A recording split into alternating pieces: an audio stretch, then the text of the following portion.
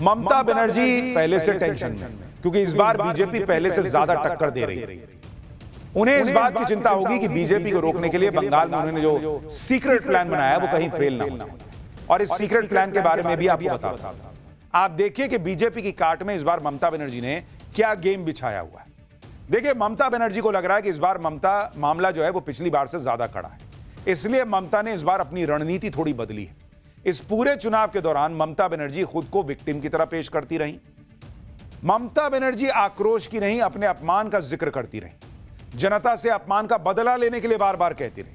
वो emotional vote appeal कर रही हैं। लेकिन दूसरी तरफ ममता के नेता धमकियां दे रहे हैं, उनके भतीजे जो हैं वो धमकियां दे रहे हैं। यानी ममता बनर्जी इमोशनल कार्ड खेल रही हैं, भतीजे अग्रेसिव कार्ड खेल रहे हैं। क्योंकि ममता बनर्जी का एक कनेक्ट है वहां के लोगों से। वो ये दिखाने का प्रयास कर रही है कि देखो, मैं बंगाल की बेटी हूं और मेरे साथ क्या क्या अत्याचार हो रहा है। लेकिन दूसरी तरफ जो टीएमसी का कल्चर रहा है, जिस तरीके से वो अग्रेसिव पॉलिटिक्स करती है, वो जिम्मा उन्होंने अभिषेक बनर्जी को दे रखा है। ममता बनर्जी पिछले चुनाव में बहुत अग्रेसिव थी, इस बार वो उतनी अग्रेसिव नहीं है, बल्कि घूम घूम कर ये बता रही हैं कि देखो, उनको तो घेरा जा रहा है, उनको परेशान किया जा रहा है, इंसल्ट किया जा रहा है, ह्यूमिलिएट किया जा रहा है, रैली नहीं करने दे रही है बीजेपी अपमान कर रही है। यह ममता बनर्जी का इमोशनल कार्ड है। ममता क्या कह रही हैं आप खुद देखिए। দেখুন, সামনে চিৎকার করছি যাতে মিটিংটা করতে না পারি। মা ভাই বোনেরা আমায় ক্ষমা করবেন, আমি আপনাদের সবার কাছে ক্ষমা চেয়ে নিচ্ছি। আমি কালকে এখানে র্যালি করে দেবো। আমি এই অসভ্যতামিটা করতে পারবো না। এটা খুব ইনসাল্টিং, এটা খুব হিউমিলিয়েশন। আমি আপনাদের নমস্কার জানিয়ে আমি বিদায় নিচ্ছি। আমায় ক্ষমা করবেন। अब ये वो ममता बनर्जी हैं जिन्होंने लेफ्ट के शासन से लड़ाई लड़ी, कभी सरेंडर नहीं किया। और आपको लगता है वो इस तरीके से कुछ भोंपू बच गए होंगे बीजेपी के कार्यक्रम के, इसलिए मंच छोड़कर जाने वाली हैं। उन्होंने दो शब्द इस्तेमाल किए, इंसल्ट कर रहे हैं और ह्यूमिलिएट कर रहे हैं ये लोग मुझे। वो जानबूझकर बंगाली अस्मिता को जगा रही हैं लोगों के अंदर कि देखो, ये लोग आके कैसा कर रहे हैं मेरे साथ। ये उनकी पॉलिटिकल स्ट्रैटेजी है। पहले चरण की वोटिंग के बाद ममता ने अपनी रणनीति में चेंज किया है। पहले चरण के दौरान ममता कहती थी उनको सत्ता का लालच नहीं है, लेकिन पहले दौर में बंपर वोटिंग के बाद अब ममता के तेवर बदल गए। अब वो खुद को अपने ही राज्य में और ज्यादा पीड़ित दिखा रही है। साथ ही जनता के मन में एनआरसी और ईवीएम कैप्चरिंग का डर पैदा कर रही है। ममता बनर्जी कह रही है कि अगर बीजेपी जीत गई तो बंगाल में एनआरसी लागू कर देगी। खिदिरपुर की सभा में ममता ने कहा कि बीएलओ की तरफ से दी गई वोटर पर्ची संभाल के रखना, ये वोटर स्लिप की कॉपी भविष्य में पहचान के सबूत के रूप में काम आएगी। दूसरी तरफ ममता बनर्जी ईवीएम कैप्चर होने का भी डर दिखा रही हैं। यानी जो अमित शाह कह रहे हैं, बीजेपी कह रही है कि भाई घुसपैठियों को बाहर करेंगे, ममता उसको इमोशन से जोड़ रही है। कह रही है कि अपना पर्ची मत फेंकना, नहीं तो कल कैसे सबूत दोगे कि तुम यहीं के हो। यानी वो डर पैदा कर रही है कि बीजेपी आएगी तो सबसे पर्ची मांगेगी। ये बहुत स्मार्ट पॉलिटिकल स्ट्रैटेजी से वो चल रही हैं, क्योंकि उनको पता है कि बीजेपी जमीन पर जबरदस्त काम कर रही है और सीधे सीधे जो है ना, वो लड़ाई इस तरह से नहीं लड़ी जा सकती। तो वो इमोशंस और थोड़ा थोड़ा डर पैदा करके जो है वो लोगों को अपनी तरफ कर रही है। ममता के इन बयानों के बाद चर्चाएं होने लगी थी कि हमेशा अग्रेसिव रहने वाली ममता बनर्जी अचानक से ऐसी बातें इस बार क्यों कर रही है। सुनिए एक बार ममता ने क्या कहा था। पुलिस क्या करते हैं, और सेंट्रल फोर्स जाके, मैंने कल 2 घटना सुना कि कंबल लगा के क्रिमिनल लेके जाता है जिसमें वोट हो गया है ईवीएम मशीन कैप्चर करने के लिए। यानी ममता बनर्जी इमोशन और डराना दोनों जो है वो लोगों के अंदर लेकर जा रही हैं। जब वो प्रचार कर रही हैं, वो खुद को बेचारी दिखा रही हैं कि अपने राज्य में ढंग से रैली तक नहीं कर पा रही, सेंट्रल फोर्स लगाकर बूथ कैप्चर हो रहा है। दूसरी तरफ ममता बनर्जी के भांजे अभिषेक बनर्जी खुलकर धमकाने वाले अंदाज में भाषण दे रहे हैं। यानी बुआ बेचारी और भतीजा धमकी देने पर है। यही है ममता बनर्जी की रणनीति इस बार। वो खुद इमोशनल अपील कर रही हैं, बंगाली अस्मिता की बात कर रही हैं और भतीजे अभिषेक को लगा रखा है कि तुम अग्रेसिव कैंपेन करो। अभिषेक बनर्जी ने विरोधियों को चेतावनी देते हुए कह दिया कि 4 मई के बाद वो खुद देखेंगे कि दिल्ली से कौन बचाने आता है। आप सुनिए जरा अभिषेक बनर्जी को, उनका टोन क्या है और कंपेयर कीजिए कि ममता बनर्जी का टोन क्या था। 7 তারিখে তৃণমূল আরামবাগ জিতুক বা হারুক, আমরা গতবারও আরামবাগ হেরেছিলাম, গোঘাট হেরেছিলাম, খানাকুল হেরেছিলাম, পুরসুরা হেরেছিলাম, কিন্তু উদারতা পার পেয়ে গেছিলে। এবার আমি নিজে দায়িত্বে থাকব। 4 তারিখ 12টার পরে কোন জল্লাদের কত ক্ষমতা আর কার দিল্লির বাবা কাকে বাঁচাতে আসে আমি 4 তারিখ দেখব। आप सोचिए, ममता बनर्जी के भतीजे बीच मंच पर खड़े होकर कह रहे हैं कि देखता हूं 4 तारीख के बाद कौन दिल्ली से किसका बाप आता है बचाने के लिए। ऐसी खुली धमकी दे रहे हैं वो। वोटर कौन हिसाब से बिना डरे जाएगा वोट करने? वो टाइम कह रहे हैं कि 4 तारीख को 12 बजे के बाद देखता हूं कौन बचाने आता है। यानी ममता बनर्जी का इमोशनल कार्ड, भतीजे का अग्रेसिव कार्ड। ये पूरा पॉलिटिकल गेम प्लान दिख रहा है, जिसमें ममता बनर्जी वोटर को इमोशनल पिच पर कैटर कर रही हैं और उधर टीएमसी का अग्रेसिव आइडेंटिटी जो है उसको भतीजे आगे बढ़ा रहे हैं। इस पॉलिटिकल गेम प्लान के पीछे वजह यह भी कि ममता बनर्जी को पता है कि उन्हें बीजेपी से एक मामले में जबरदस्त बढ़त मिली हुई, और वो है मुस्लिम वोटों की बढ़त। यही एक बात है जिसमें ममता बनर्जी को बीजेपी पर एज है। अगर आप देखिए तो बंगाल में 100 सीटें ऐसी हैं जहां मुस्लिम वोटर्स निर्णायक भूमिका में माने जाते हैं। बंगाल में 70% हिंदू आबादी है और करीब 27% मुस्लिम आबादी है। 2021 के विधानसभा चुनाव में ममता बनर्जी को 75% मुस्लिम वोट मिले थे। 2024 के लोकसभा चुनाव में ममता बनर्जी को 83% मुस्लिम वोट मिले थे। यानी आप इसे इस तरह से समझिए कि अगर बीजेपी बंगाल के चुनावी रेस को 0 से शुरू करती है तो ममता बनर्जी एक मुश्त मुस्लिम वोटों के दम पर करीब 30% वोट के साथ शुरू करती है।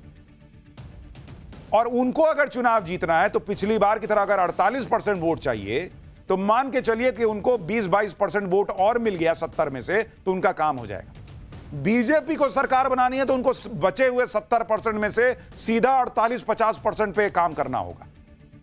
यह ममता बनर्जी को बंगाल में बढ़त दिला जाता है क्योंकि वहां पर मुसलमान एक मुश्त उनको वोट करता है। और इस बार जो लोग ये कह रहे थे कि भाई हुमायूं कबीर वोट काट देंगे मुसलमानों का, AIMIM काट देगी, हुमायूं कबीर के स्टिंग के बाद वो सारा खेल खत्म हो गया है। अब मुसलमान और भर भर के ममता बनर्जी के लिए वोट कर रहा है, यह माना जा रहा है। बीजेपी के लिए इतनी कड़ी मेहनत के बाद भी चुनौती बड़ी इसलिए हो जाती है क्योंकि 70% हिंदू वोटर्स में से उन्हें पूरी तरह से हिंदू वोटों का कंसोलिडेशन करके अपनी जीत सुनिश्चित करनी है। अब क्या 70 में से 45% हिंदू वोट करेगा बीजेपी के लिए? यहीं से जीत और हार जो है वो तय हो। वोट बैंक की वजह से ममता खुलकर चेतावनी भी देती है कि हम हैं तो सब सुरक्षित हैं, नहीं तो एक खास समुदाय आपको 1 सेकंड में खत्म कर देगा। देखिए क्या कहती है। আমরা আছি বলে না আপনারা সবাই ভালো আছেন, আর যদি আমরা না থাকি কোনোদিন সেরকম আসে 1 সেকেন্ড লাগবে। একটা কমিউনিটি যখন জোট বাঁধে না, ঘিরে ফেললে 1 সেকেন্ডে দেবে একদম 12টা বাজিয়ে। देखिए मुस्लिम वोटों का गणित फाइनल राउंड में क्या है वो भी आपको बताता हूं। कल जिन 142 सीटों पर वोटिंग होने वाली है उनमें 57 सीटें ऐसी हैं जहां पर मुस्लिम आबादी 25% या उससे भी ज्यादा है। इन 57 सीटों में 54 सीट पिछली बार टीएमसी ने जीती थी। तो इसीलिए बंगाल में जो प्रशांत किशोर पिछली बार ममता बनर्जी का चुनाव प्रचार देख रहे थे, वो हर बार यही कहते हैं कि बंगाल में ममता बनर्जी को हराना इसलिए मुश्किल है क्योंकि वो एक मुश्त वोट लिए हुए बैठी है और वहां उसको हिलाना बड़ा मुश्किल है। लेकिन बीजेपी को की जो मेहनत है वो इस बात पर है कि जो बाकी 70% है उसमें वो डर भय वगैरह खत्म करके और वो एक मुश्त वोट पा सके। ममता बनर्जी के पास मुस्लिम वोटों का एज है, लेकिन इस बार ममता बनर्जी को बेचैनी SIR से हो रही है क्योंकि कई इलाकों में SIR में इतने वोट कटे हैं जो टीएमसी की जीत के मार्जिन के आसपास का आंकड़ा है। जैसे आप देखिए हुगली जहां 18 सीटें हैं, यहां औसतन 17,333 वोट कटे हैं, जबकि 2021 में टीएमसी की जीत का औसत मार्जिन 19,915 था। पूर्वी बर्धमान में 16 सीटें हैं और इस इलाके में औसतन 16,668 वोट कटे हैं और 2021 के चुनाव में टीएमसी की जीत का औसत मार्जिन 14,591 था। कोलकाता में 11 सीटें आती हैं, यहां औसतन 57,455 वोट कटे हैं, जबकि 2021 में टीएमसी की जीत का औसत मार्जिन 38,497 था। हावड़ा में 16 सीटें हैं, इस इलाके में औसतन 24,563 वोट कटे हैं, 2021 में टीएमसी की जीत का औसत मार्जिन 29,834 था। नॉर्थ 24 परगना में 33 सीटें हैं, यहां औसतन 27,000 वोट कटे हैं। 2021 में टीएमसी की जीत का औसत मार्जिन 39,980 था। साउथ 24 परगना में 31 सीटें आती हैं, यहां औसतन 19,258 वोट कटे हैं एसआईआर में। 2021 में टीएमसी की जीत का औसत मार्जिन 43,888 था। नादिया में 17 सीटें हैं, यहां औसतन 19,647 वोट कटे हैं, जबकि टीएमसी की जीत का औसत मार्जिन 2021 में यहां पर 24,168 था।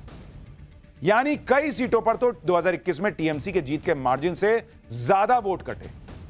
लेकिन अब सवाल यह है कि वो वोट जो कटे वो सारे टीएमसी के होंगे, ये भी जरूरी नहीं। ये तो किसी को नहीं पता ना भाई कि जिसका वोट कट गया वो किसको वोट करता था, नहीं करता था। इसी वजह से ममता बनर्जी जो है वो पूरा जोर लगा रही हैं कि कहीं एसआईआर की वजह से खेला खराब ना हो जाए। ममता बनर्जी इसलिए राज्य के पुलिसकर्मियों को भी समझा रही हैं कि 4 मई के बाद केंद्रीय बल चले जाएंगे, लेकिन पुलिसकर्मियों को तो यही रहना है। देखिए वो भी कैसे एक तरीके से उनको चेतावनी दे रही हैं पुलिस वालों को। और वो लोगों ने एक भी एक्शन नहीं लेता है, खाली हमारा पार्टी का खिलाफ एक्शन लेता है। लेकिन ये लोगों को पता नहीं है 4 तारीख के बाद ये लोग वापस जाएंगे, तो आप लोग तो इधर में रहेंगे। आपको चाय हम देंगे, आपको मिठाई हम खिलाएंगे, आपको परिवार को हम लोग देखेंगे। ममता बनर्जी कह रही हैं कि चाय तो हम ही ना पिलाएंगे, मिठाई हम ही ना खिलाएंगे, लेकिन पुलिस वालों को और पब्लिक को सबको समझ में आ रहा है कि 4 तारीख के बाद हम ही यहां रह जाएंगे। इसको कहने का मतलब क्या है? अगर एसआईआर का इंपैक्ट टीएमसी और बीजेपी के बीच मार्जिन पर रहा और बीजेपी ने पहले से ज्यादा वोट अपनी तरफ खींचे, तो फिर ममता बनर्जी के लिए मुकाबला कांटे का हो जाएगा। आप खुद देखिए कि दूसरे चरण में 142 सीटों के लिए वोटिंग होनी है। 2021 के चुनाव में इन 142 सीटों में से टीएमसी ने 123 सीटें जीती थी और टीएमसी को ऑलमोस्ट 50% वोट मिला था, जबकि 2021 में बीजेपी ने 18 सीटें जीती थी और उसको जो वोट मिला था वो 36.5% के आसपास था। 2024 के लोकसभा चुनाव में इन 142 सीटों में से टीएमसी को अगर आप कन्वर्ट कीजिएगा विधानसभा सीटों में तो 115 पर बढ़त और टीएमसी को तब भी 49% वोट मिला था, जबकि बीजेपी को 27 सीटों पर बढ़त थी और उसका वोट शेयर 37% के आसपास था। जब आप 2024 के लोकसभा चुनाव के नतीजों को विधानसभा में कन्वर्ट करते हैं, यानी 2021 के विधानसभा चुनाव से लेकर 2024 के लोकसभा चुनाव तक बीजेपी ने गेन किया था, लेकिन वो गेन तब तक इतना नहीं था कि वो सेकंड राउंड में पूरी बाजी पलट दे। पर क्या इस प्रचार में वो हो चुका है, ये कल पता चलेगा। बंगाल में ममता बनर्जी को मुस्लिम वोट का एज है, तो बीजेपी भी अपनी पकड़ मजबूत कर रही है। ऐसे में अगर हिंदू वोट कंसोलिडेट हो जाता है तो तस्वीर बदल सकती है। दूसरे चरण में बीजेपी इसी की उम्मीद कर रही है, क्योंकि बंगाल में हिंदू वोटों में 50% बीजेपी को और करीब 39% टीएमसी को 2021 के चुनाव में मिला था। 2021 में दूसरे चरण की 142 सीटों में से टीएमसी ने 123 और बीजेपी ने 18 जीती। अगर 7% हिंदू वोटर बीजेपी की तरफ चला जाता है तो टीएमसी को 86 और बीजेपी को 55 सीटें हो जाती हैं। आप सोचिए 7% हिंदू वोट से कितना फर्क पड़ता है। फेज 1 में अमित शाह ने 110 सीट जीतने का दावा किया है। इसके लिए 2021 की तुलना में 15% अतिरिक्त हिंदू वोट कंसोलिडेट होना होगा फर्स्ट फेज में। अगर ऐसा होता है तो पहले चरण में 110 सीट, दूसरे चरण में 55 सीट, यानी बीजेपी 165 तक पहुंच सकती है, जो बहुमत के 148 सीट से ज्यादा है। लेकिन इसके लिए यह जरूरी है कि फर्स्ट फेज में बीजेपी को पिछली बार के मुकाबले 15% ज्यादा हिंदू वोट मिला हो और दूसरे फेज में कम से कम 7 से 8% हिंदू वोट ज्यादा मिले। हालांकि यह सिर्फ आंकड़ों की बात है, ऐसा हुआ है, ऐसा होगा, कह नहीं सकते।